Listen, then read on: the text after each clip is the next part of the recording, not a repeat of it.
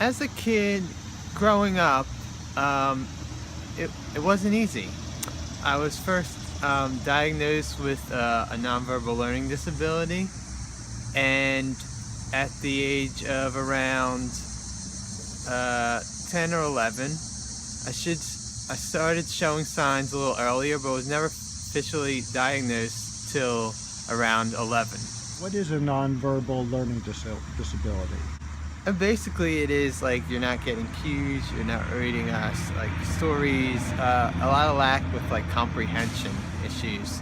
So I have to like reread a lot of things. It takes me longer to process information. Down the line, I have some tendencies too of ADD, but I was never officially diagnosed with it. So they say I had it, but I didn't really have it. But I just have the signs of ADD too. Signs meaning that I tend to rush, lose things, not keep things in the place and track.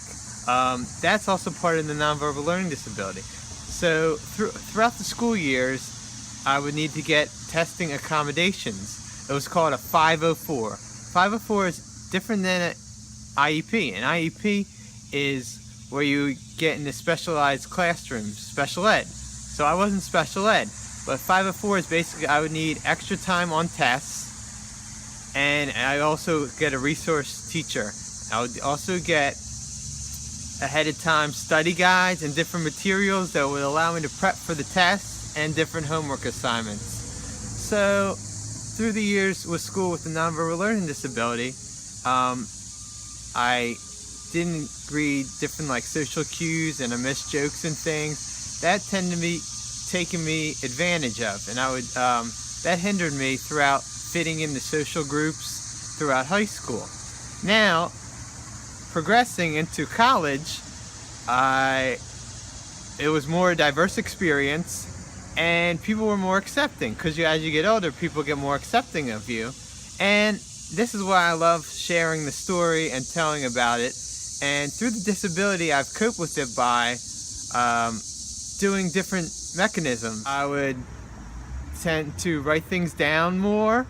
I get planners to stay more organized, because that's an important skill that I was lacking throughout the years, partly with the disability, but I've overcome it. Also, I got a chip on my phone, and that would sync up to when I lose my keys and my wallet. Also, just writing things down online, putting things back in the same place. Like I have a bin where I put my keys, wallet, and my phone all together. That way I don't lose things. Throughout the house, I would take an extra 2 seconds instead of rushing out the door like I did. I always do it to make sure I would put it back, and then I would double check it. Now and I'm going to start practicing yoga and meditation to basically calm your mind. So your mind is like, my mind is always racing like 1,000,000 miles per hour, like the Energizer Bunny. Socially, I was terrified to talk on the phone. I mean, terrified. If the phone rang, I would not pick it up. Throughout the years, I've become very good, and I picked up the phone, and now I'm not afraid to talk to anybody on the phone. I didn't know what they were going to say.